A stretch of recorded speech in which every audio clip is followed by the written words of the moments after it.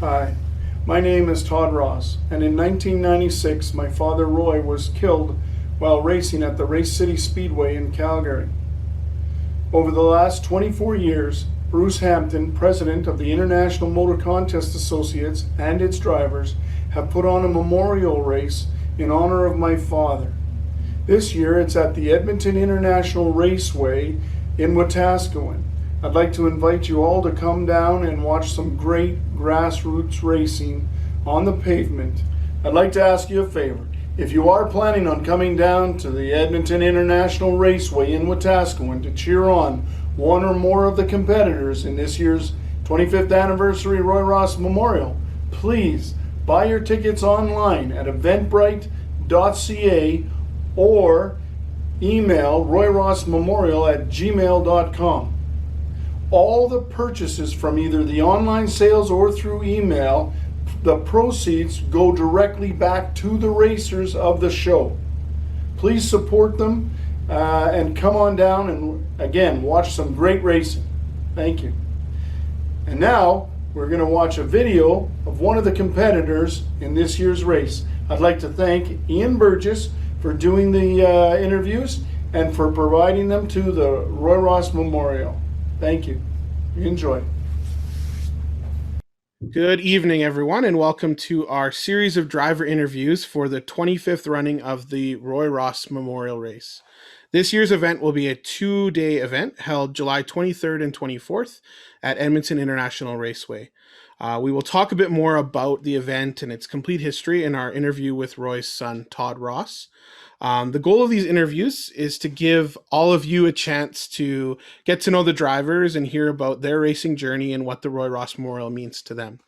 My name is Ian Burgess, and I had the pleasure of racing in this event in 2011 and was able to win the Trophy Dash. The trophy I received from that event is still proudly displayed in my house, and it gives me a chance to talk about Roy Ross and the race that was born out of tragedy.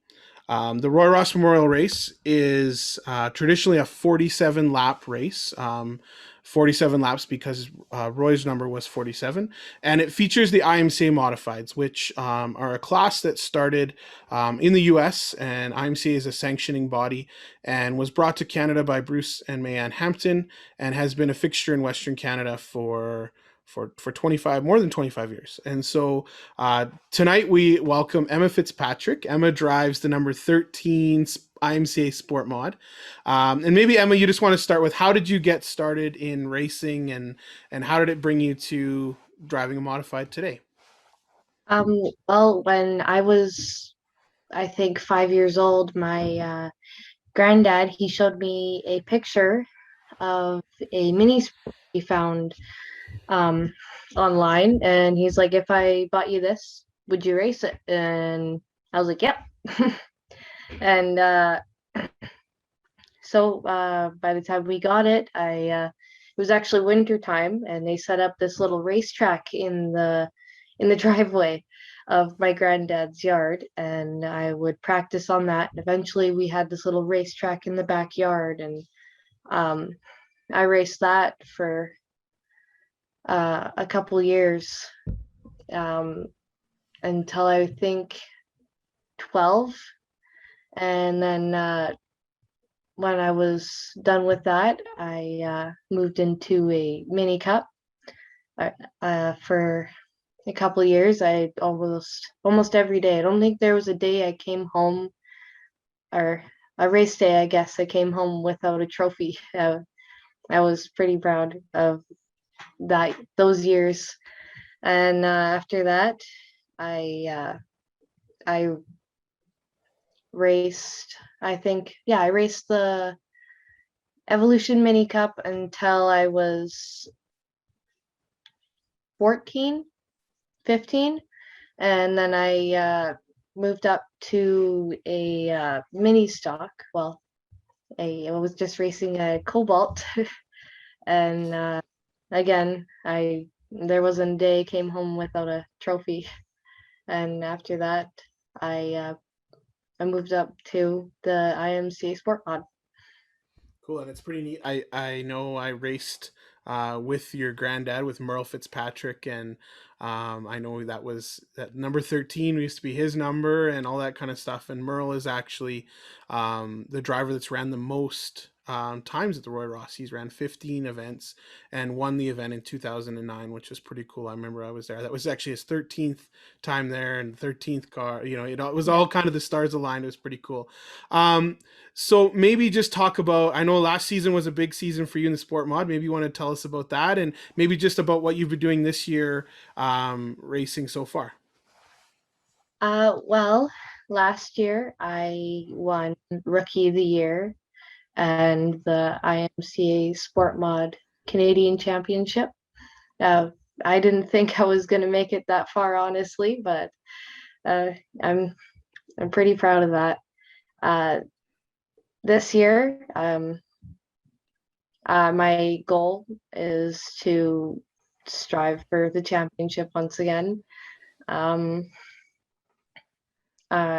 really excited for the Roy Ross. I'm going to be racing in Wetaskiwin on June 10th for a little bit of practice. Yeah, it's all a learning experience. It's super fun. Yeah, and one of the cool things, if people don't know about the sport mod, is the goal of the sport mod was to kind of get back to the old days of IMCA racing. And when I was growing up, they used to have this tour that went across Western Canada, and everyone would run pavement and dirt, and you had to run both surfaces if you wanted to win the championship, all that kind of stuff. And very few people had purpose-built cars. Most people had one car, and they would run it on dirt, and then they would go home and they would change a bunch of stuff, and then they'd go run it on pavement. And I know Merle was really big behind the push for the sport mod because he wanted to be able to run on both surfaces, and he also wanted to be competitive on both. And I want to say the cool thing for you is you're really, I would say, the only one right now that is truly running both surfaces. I think with the sport mod. Am I right? I mean, maybe Michael Renault might do a little bit with both, but I think for you, the same car on both surfaces, you're one of the only ones doing it. What's the challenges from switching the car back and forth from dirt to pavement? Oh, well, it's just a few minor things. Like when I'm racing on dirt, doesn't have a sway bar, and as you know, the car it it I go pretty much sideways Yeah, it hikes around up. the track, and The it suspension is hikes. Yeah, different, right? So it hikes up. yeah. Yeah. There's a difference in suspension, so I gotta adjust that to the pavement, and it's different tires. There's a lot of different factors, but it's It's pretty cool. Yeah. Have you ever done like dirt one day and pavement the next day? Have you ever done that before?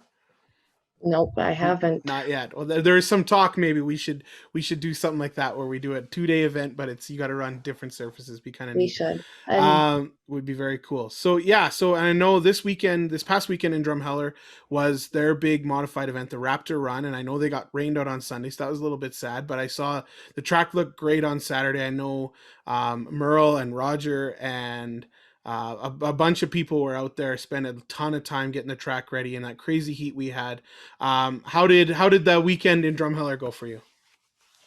well, me, Cajun, Granddad, Devin, Nana, we were all out there by Wednesday. I was out there Wednesday night, and they had the track graded, and they've been watering it since Tuesday. And it was the track itself and all the work that we put into it that before, like leading up to that weekend, it was it was just phenomenal. The track was amazing. I was so happy about the outcome of all the work that we put into it. Um, the For the weekend during the race on Saturday, for the first heat race, I was last place, but it was like a new track. It was all just part of the learning experience, and I finally got the hang of it. And by the second heat race, I had won it by, like, I started on the pole, but I had won it by almost half a straight. Um, and in the main event, I think I got fifth or sixth. I can't remember, but for the day points. Because we got rained out on Sunday, we did the trophy presentations on Sunday afternoon, and I won 4th place for the Raptor Run. This trophy was really, really cool. Yeah, it's pretty neat. I know The funny thing Devin is about that, Devin makes yeah, those trophies and Devin, they're really cool. Yeah. Yeah. yeah, they are really cool. Funny thing is about that is all the guys that, including me, all the people that won the trophies, we were all from Brooks. Oh, very cool. That is very Mhm. cool. Yeah. And I also know we should give a shout out to Wendy too, your grandma. She does a ton in the background, and I know she's basically IMCA historian. She keeps track. She has photo albums and all the documents from the very beginning. And but I know in Drumheller, she's also lap counting and points and running the show. So it is for you guys. It's truly a family affair, and everyone's all hands on deck all the time, which is pretty cool. And dirt's a different beast because you can go and practice if you get a little bit of practice, and the track can be 100% different the next time you go out. Pavement, not so much. Generally, unless it rains or unless we have a crazy temperature change, the track is pretty similar, and so that's a little bit more predictable. Maybe talk about last year was your first year at the Roy Ross, and we had a few rookie drivers there last year, and it was kind of cool to have two female rookie drivers there last year, you and Rylan Malone, and we'll talk to her soon as well. But maybe just talk about your first time at the Roy Ross and how it went for you, and maybe what you hope to do there this year. Well, last year at the Roy Ross, that was my first time on a pavement track in the sport mod. I have raced in Wetaskiwin before, but in different cars. Uh, I actually, for I think qualifying, I timed in at uh, I timed in at 10th fastest at 14.4 seconds. And I was in the trophy dash. I think it was the youngest drivers. I got second in the trophy dash. And uh, I finished, I think, yeah, I started on the pole in the main event. And I led the main event for 4 laps. And I finished 9th, which is okay. My goal for this year is to uh, learn from last year and just strive to do better, I guess. Yeah, that's I awesome. want to, It's a tricky track for sure, and it can be a one lane track sometimes, and so it can be hard Mhm. if you get stuck on the outside or something like that. It can be Yeah. really tricky. So this year, and just so everyone else knows, there's going to be 2 days this year, and so it's going to be a Friday Saturday race. And so on Friday, what's going to be happening is we're going to have the Roy Ross Memorial Silver Star Challenge, which will be a 47 lap race. And I was talking a little bit to Todd that the winner is going to get like a wrestling belt as their trophy, which is kind of cool. And then on Saturday, it'll be the traditional Roy Ross Memorial. And if people out there haven't seen the trophy, I'm sure you'll agree it's probably one of the coolest racing trophies, I think, in Canada. Maybe, I mean, the Daytona trophy is pretty cool, but it's a pretty amazing trophy. It has these beautiful pictures of every winner. It has all the information of all the drivers. It's really neat to see. So on Saturday, there'll be a 47 lap race for the big trophy. And then what they've also done this year is they're having something called the Gold Brick 247. And so what that is basically they're going to take everyone's points from both days and make kind of a weekend championship out of it too. So there's kind of three big events going on all in one. Um, Maybe just talk about, I know when the first time I was there, it's pretty crazy at the start of that race because people are going pretty hard at the beginning. Maybe a little bit different than dirt sometimes, where people will wait it out and figure the track out. I know last year, if people saw the video from last year, Mike Clark went three wide crazy at the beginning, and sometimes that happens at that track. Do you remember what you were thinking in the driver's seat at the start of the race? I mean, starting on the pole and leading it, what was that like for you?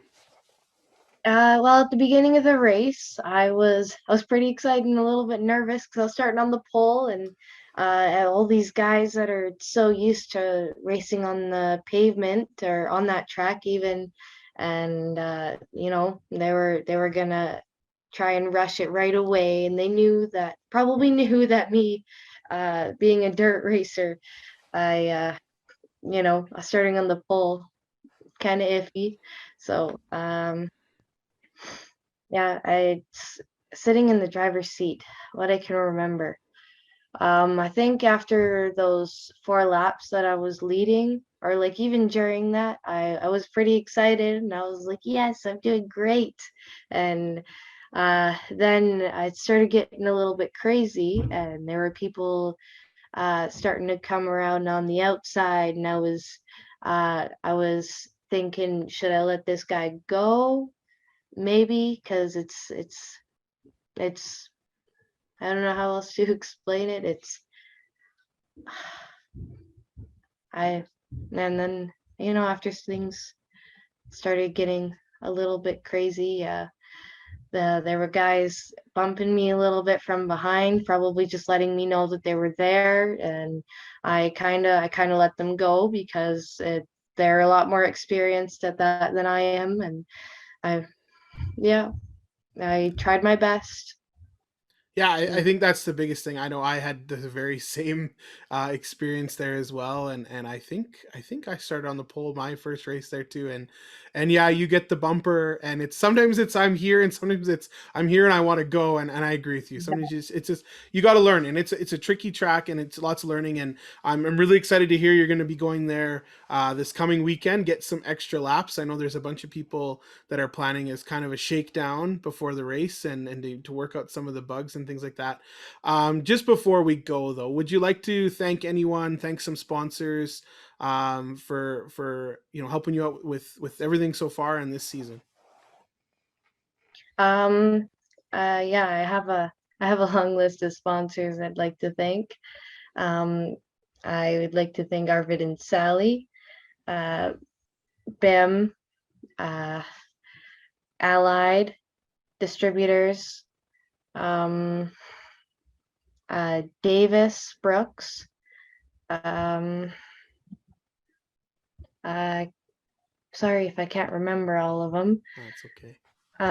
My granddad, especially, I don't know how to explain it. He has been absolutely amazing for all of the work that he's done for us. It's I With me especially, like, the best that I could do to repay him is with respect. Is- I'd like to thank my Aunt Betty, um, Majestic Swabbing. Um, I think yeah, I think that's it.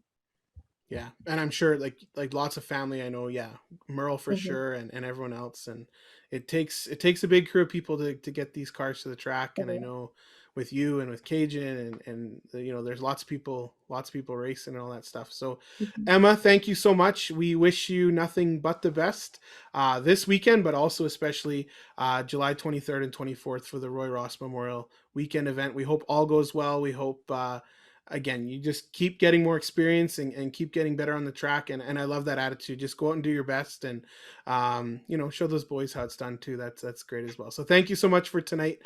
We look forward to seeing how everything goes for you this season. And again, all the best at the 25th Roy Ross. Well, thank you for having me.